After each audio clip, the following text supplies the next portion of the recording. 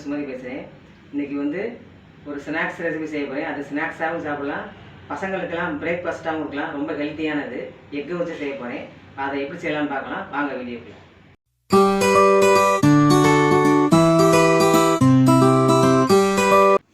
தேவையான பொருட்கள்: முட்டை 9, மிளகுத்தூள் 1 ஸ்பூன், ஜீரகத்தூள் 2 ஸ்பூன், குடைமிளகாய் அரை, பெரிய வெங்காயம் 3, அரிசி மாவு 2 டேபிள் ஸ்பூன், கொத்தமல்லி கருவேப்பிலை பச்சை மிளகாய், சோள மாவு 1 டேபிள் ஸ்பூன், இஞ்சி பூண்டு 1 ஸ்பூன், தக்காளி 1. ஃபஸ்ட்டு இந்த முட்டையெல்லாம் உடச்சி ஒரு பவுலில் சேர்த்துக்குவோம்.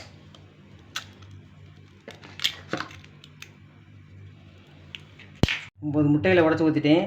அதுக்கு தேவையான அளவு உப்பு சேர்த்து பீட் பண்ணி வச்சுக்கிறோம். இப்போ ஸ்டவ் ஆன் பண்ணிவிட்டு கடாயை வச்சு ஒரு 2 டேபிள் ஸ்பூன் எண்ணெய் கடலை நான் ஊற்றிக்கிறேன். எண்ணெய் காஞ்சிருச்சு. இப்போ இஞ்சி பூண்டு பேஸ்ட்டு சேர்த்துக்கிறோம். அதுலேயே இந்த வெங்காயம் சேர்த்து ரெண்டையும் நல்லா வதக்கிக்கிடுவோம். ரொம்ப இது வதங்க வேணாம், லேசாக கண்ணாடி பதம் வர அளவுக்கு வதக்கணும். அந்த இஞ்சி பூண்டும் பச்சை வாசனை போகணும். இந்த வெங்காயம் வதக்கிட்டு இருக்கும்போதே பொடிசா நறுக்கின ஒரு தக்காளியும் பொடிசா நறுக்கின அரை கேப்சிகமும் போட்டு வதக்கிடுவோம். இப்போ இந்த வெஜிடபிளுக்கு தேவையான சால்ட்டு சேர்த்துக்கிடுவோம். இப்போ 1/4 ஸ்பூன் மஞ்சள் தூள், 1/2 ஸ்பூன் கரம் மசாலா, இது ரெண்டையும் சேர்த்துக்கிறேன். 1/2 ஸ்பூன் கரம் மசாலா, 1/4 ஸ்பூன் மஞ்சள் தூள் போட்டிருக்கேன். அது கூட 1 ஸ்பூன் மிளகுத்தூள், 2 ஸ்பூனு ஜீரகத்தூள் சேர்த்துக்கிறேன். மசாலாக்கெல்லாம் போட்டுட்டு அதிலே இந்த கொத்தமல்லி கருவேப்பிலை தேவையான அளவு பச்சை மிளகாய் இதெல்லாம் சேர்த்து கலந்துட்டு 1 நிமிஷம் கலந்துட்டு அடுப்பு ஆஃப் பண்ணிடணும்.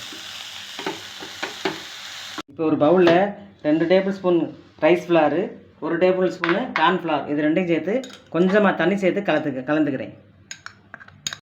இது கொஞ்சமாக தண்ணி ஊற்றி திக்காக பேஸ்ட் மாதிரி ஆக்கி இதை அந்த எக் பீட் பண்ணி வச்சுருக்கோம்ல அதில் சேர்த்துக்கணும்.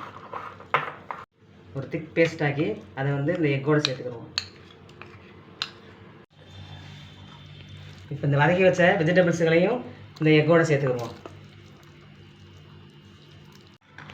இப்போ இது எல்லாமே சேர்கிற மாதிரி நல்லா மிக்ஸ் பண்ணிக்கிடுவோம். இந்த ஸ்டேஜில் உப்பு இல்லைன்னா பார்த்து போட்டுக்கோங்க. இப்போ ஸ்டவ் ஆன் பண்ணிவிட்டு இந்த பணியார தவா வச்சுக்கிறோம். தவா நல்லா காஞ்சிச்சு. இப்போ கடலை எண்ணெய் சேர்த்துக்கிறேன் எல்லா இதுலேயும். இப்போ முட்டை பணியார மாவு ரெடி ஆகிடுச்சு. இதை கொஞ்சம் கொஞ்சமாக ஊற்றிக்கிறோம்.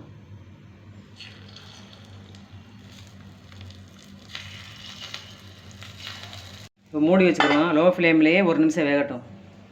1 நிமிஷம் ஆச்சு, வெந்துருச்சு. இதை திருப்பி போட்டுக்கிறோம்.